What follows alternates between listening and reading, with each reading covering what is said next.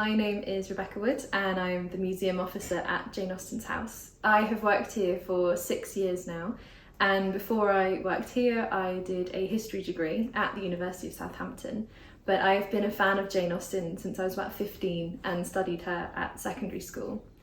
Working here at the house is really special because we have visitors from all around the world, and for some of them it's a real lifelong dream to get to come to Jane Austen's house and explore where she lived. So Jane Austen lived here for the last 8 years of her life, from 1809 to 1817, and she lived here with her mother, her sister and a family friend. But before that, Jane Austen was born on the 16th of December 1775 in the Hampshire village of Steventon, which is about 13 miles away from us here.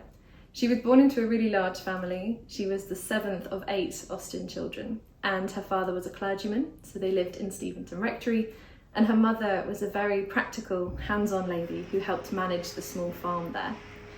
Jane Austen's childhood was a very creative one.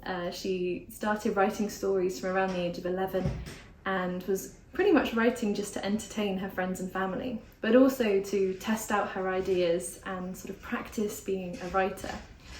Jane Austen lived really happily in Steventon for 25 years, and then her father decided to retire from his role as a clergyman, and he decided to retire all the way to Bath, which is a beautiful Georgian city and still a big attraction today.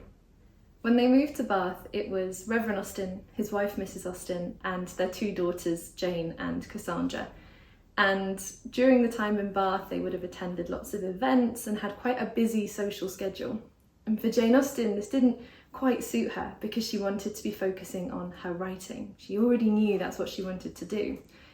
So as the years went on, unfortunately her father died, and so it left the 3 ladies without really a secure home. They moved to different houses around in Bath, each one a bit cheaper than the last, and then they ended up staying with friends and family, and she stayed in Southampton for a while as well. But in 1809, the ladies were offered the house here in Chawton, rent-free for the rest of their lives, and very happily accepted it. This offer came from her older brother Edward. He was the 3rd of the 6 brothers, but through a lucky circumstance, he had been made the heir to some very wealthy cousins of the Austens called the Knight family. The Knight family lived down the road at Chawton House and owned the estate here, so most of the village. They had another estate back at Steventon and a 3rd in Kent called Godmersham Park. And unfortunately, as the years went on, they found that they weren't going to have any children. So they needed someone to make their heir, and they looked at their distant cousins, the Austens, particularly their son Edward, and decided to leave everything to him. So Edward inherited a lot of land, these 3 estates, and quite a bit of money as well. So that's how he was able to gift the house here to his mother and sisters. The ladies moved in July 1809, and you do get a sense that it was quite a homecoming for Jane Austen. She'd had a really happy childhood growing up in Hampshire, and then a few years of unsettled housing and not really feeling very secure where they were living. So now they are back in Hampshire. They are close to old friends and family that live nearby, and back in the beautiful countryside as well. And when Jane moves here, she immediately gets back to writing.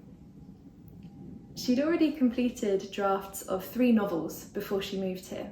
So at Steventon, she had done a draft called Eleanor and Marianne, which of course was Sense and Sensibility, First Impressions, which became Pride and Prejudice, and Susan, which became Northanger Abbey. So when Jane moves here, she picks up Eleanor and Marianne and begins revising it, rewriting it, and turning it into Sense and Sensibility, which would be published in October 1811. She then picks up First Impressions, and we see that in 1813 as Pride and Prejudice, and so on. It does seem like the household here was really built around Jane being a writer. The ladies sort of adapted how they were living and working to enable Jane to have time to sit comfortably for a few hours and get on with her novels. It would seem that their mother, Mrs. Austen, took care of most of the garden, which here would have been quite an extensive amount of garden. Cassandra sort of took on more of the household management alongside their friend Martha that lived here too, so they would be worrying about sort of the food and the laundry and housekeeping and that sort of thing. And Jane would be able to sit at her writing table and work on her novels. And as we said, this is where she either wrote or revised all 6 of her novels. So it is the most creative sort of place in her life while she's living here in Chawton. And I think the influence of being back in Hampshire where she grew up and where she had so many happy memories, where she was back among friends and family, and also having a supportive household that allowed her to write were really, really important factors in that. When visitors come to the house here, they really can get transported back to the early 1800s.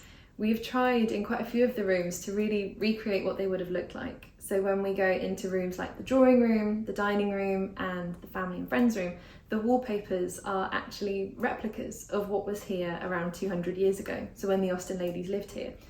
These were amazingly recreated from original sort of fragments of wallpaper that were found on the walls decades ago, and then expertly recreated and put back on the walls a few years ago. And they are quite a bit brighter than you might expect from them, and lots of very busy patterns, but they look really beautiful. And so combining that with furniture that is either Austen family or from the right time period really does help to bring the room sort of back to that time. And as visitors go round, they will see a mixture. There is some furniture that we know belonged to either Jane Austen or the Austen family, and then some pieces that are from the right time period, right era, that could well have been in a house like this one. The Austen family furniture includes things like her father's desk.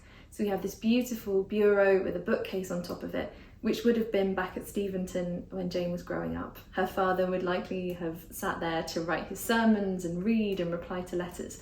And we know her father was a really encouraging influence on Jane being a writer. He encouraged her education, he encouraged her to read very widely, and when she started writing her teenage stories, he would read them and leave little reviews that were very nice and complimentary. When Jane was in her early 20s, she completed the draft of First Impressions, which was her sort of first full novel, and her father sent it off to a publisher to try and get it printed. Unfortunately, it didn't come to anything, and they just sort of sent it back, returned to sender. But I think it shows how supportive her family were, particularly her father, Reverend Austen.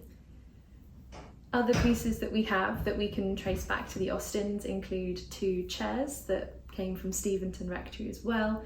We have portraits of many of the Austen family and their sort of acquaintances. We have some beautiful miniatures, so very small portraits. I think the key item in the house, and one of our absolute treasures, is of course Jane Austen's writing table. This is located in the dining room, and it's where she sat to write and revise all of her novels. It is something that visitors come, very excited to get to see the table and be in the same room with it and get photos of it. And I think it's very special because it could be where their favourite character was created or their favourite quote was written. So the table is certainly a really special object here in the museum. I think other star objects are things like the topaz crosses.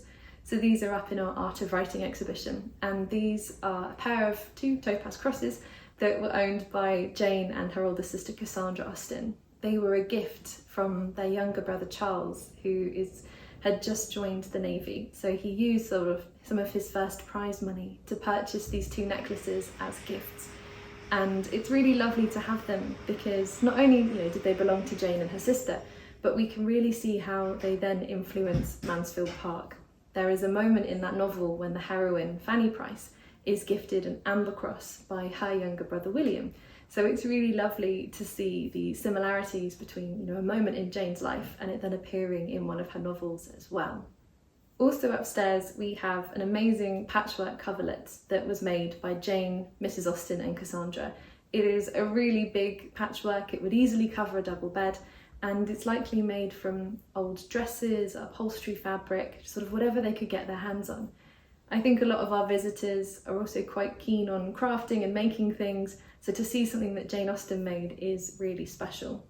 When we think about the household here when Jane was living here, they did have a small team of servants, most likely a cook, a maid and a manservant. But the ladies would have been quite self-sufficient and certainly helping with a lot of the work around the house as well.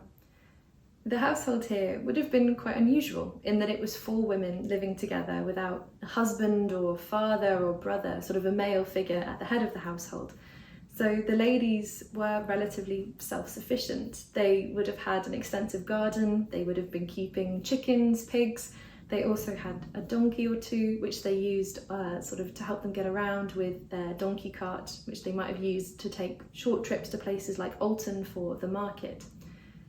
And I think Jane Austen had a very supportive environment when it came to her being a writer. It would have been a bit unusual in terms of, the time period. The Austen family had this really wonderful sort of connection to the Knight family, and that then benefits them when Edward is made the heir to the Knights and inherits the land and the estates and things. When it comes to the Austen family when they're living here, neither Jane nor Cassandra ever married, and at one point Cassandra did have an engagement, but unfortunately her fiancé had died. And when it comes to Jane Austen, we see that the focus really is on her writing. She refers to Pride and Prejudice, for example, as her darling child in one of her letters. So we see that her novels are almost like her children to her. They are very dear and very important. It would have been a little bit unusual to have had two daughters that weren't married and sort of living with their mother. But I think the Austen family, were supportive. Their brothers did sort of pay some money towards the mother and the sisters for their upkeep while they were living here. And I think the family were just very close. In the letters from Jane Austen, you get a sense that she really likes when her brothers come and visit, when her nieces and nephews come and visit as well. So I think the household would have been quite lively with quite a lot of visitors stopping by too. In Jane Austen's novels, we get quite a romanticised portrayal of the Regency period, this sort of period in the 1810s. It's when most of her novels are set and when she was doing most of her writing. Sometimes people read the novels and say they are all about romance, and while it is true that there is often a central love story and at the end the hero and the heroine get married, there is also a lot more going on in a Jane Austen novel. It might seem on the surface like it's all about going to dances and wearing bonnets and the romance, but we also get a portrayal of what life was like for women at this time, particularly how important marriage was as an issue, whether you marry or not, who you marry, how advantageously you can marry, and also the sort of rules of society, so the different classes and sort of how those relationships work as well. I think money is quite a key thing in a lot of Austen's novels. The heroines sometimes don't have much money, or sometimes they are looking, characters are looking to marry for a bit of money as well. So I think that is quite a key issue we get in them too. I think one of the sort of questions we do get asked a lot sort of in the Jane Austen world is why Jane Austen has lasted such a long time, why people still love her over 200 years since her books came out. And I think there are quite a lot of elements and sort of reasons why, but I think the key one is her characters. Her characters are really realistic. They're not completely perfect. They have flaws, they are complicated, they make mistakes, and they grow as the novels go on. So at the end, the hero and the heroine might be a bit different to when they started the novel. I think you could still meet people that are just like the characters even now, 200 years later. You could meet someone like Mrs. Bennet, who's quite a busybody. You could meet someone who is confident and witty like Elizabeth Bennet. Even though hundreds of years have gone by, the people still feel very real in them. People also are really drawn to the humour in Jane Austen's novels. They are very witty, they've got excellent quotes in them, the dialogue really sort of jumps off the page in an Austen novel, and it makes them very fun to read out loud. And I think it also means that they adapt really well for TV, for film, for stage, because the dialogue is such a strong feature of them. We also, of course, do have the romantic element to her plot lines, and that's certainly very popular. But I think also the sort of journey the characters go on is important as well. A character like Emma Woodhouse is sort of very sure of herself at the beginning, but she learns that actually she might not be judging things correctly and she might not be behaving in the best way. And by the end of the novel, she has sort of grown up a bit and turned into a slightly more mature version of herself. The adaptations of Jane Austen's novels are certainly quite a big influence on people. We often get visitors who might have watched a TV or film version and then decided to read the books and really fallen in love with Austen that way. And I think it's a really wonderful thing that people can come to them from different ways. Some might study Austen at school, some might find her, on a bookshelf and give one of the novels a read.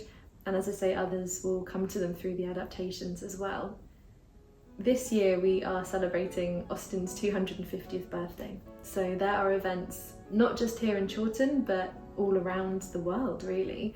Here at Jane Austen's house, we've been hosting special festivals that are themed to the novels and hosting talks and tours and lots of special sort of performances and things here as well.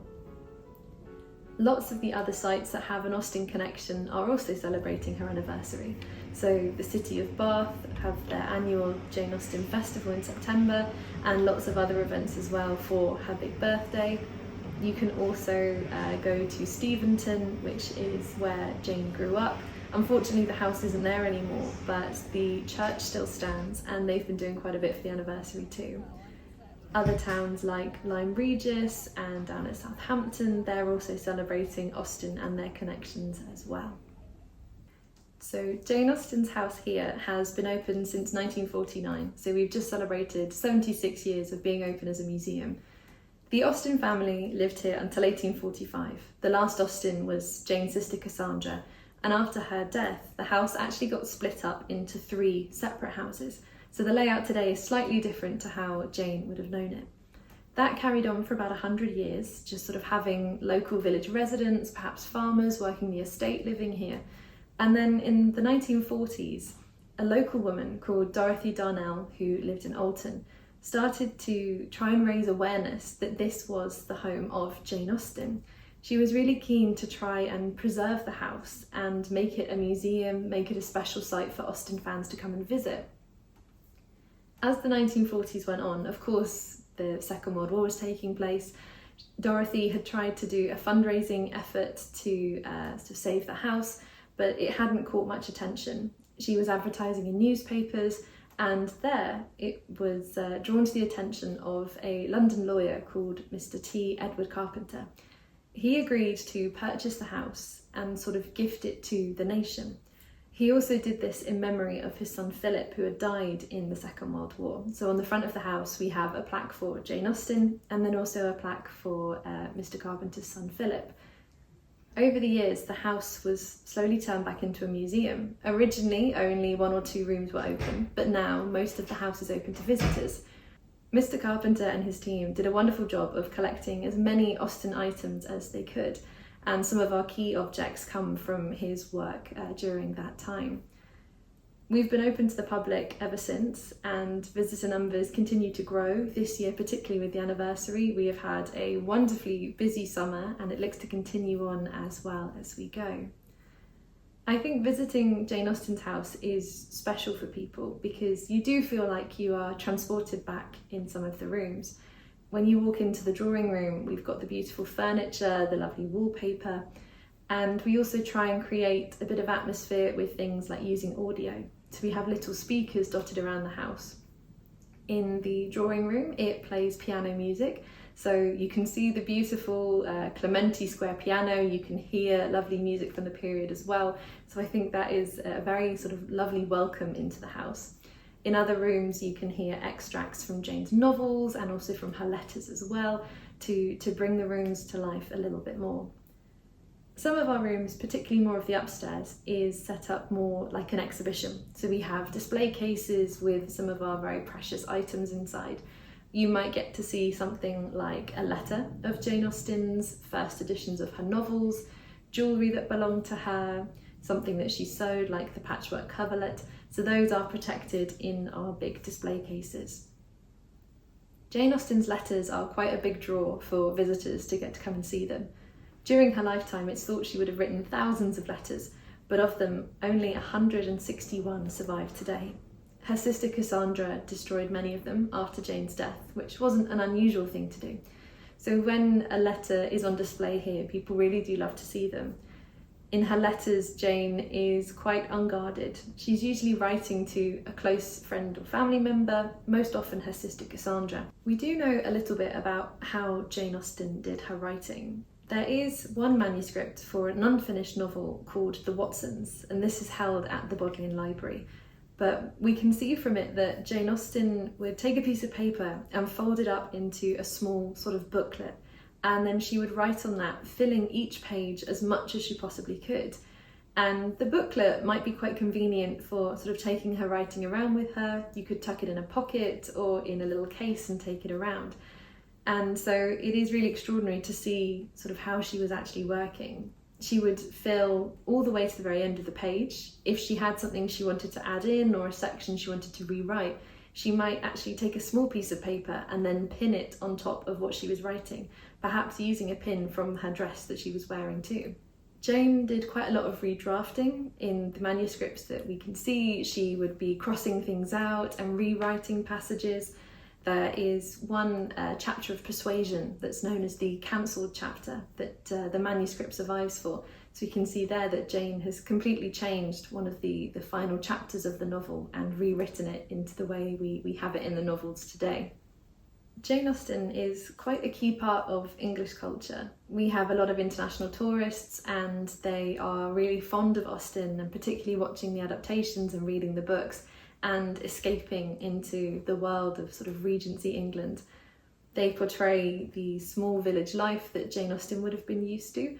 She did visit other places. She was particularly fond of going to London to visit her brother Henry. So in the novels, when we have moments like Eleanor and Marianne travelling to London, Jane may well have based that on some of her own experiences of going to the city and her love of going shopping and going to dances and going to the theatre and things like that.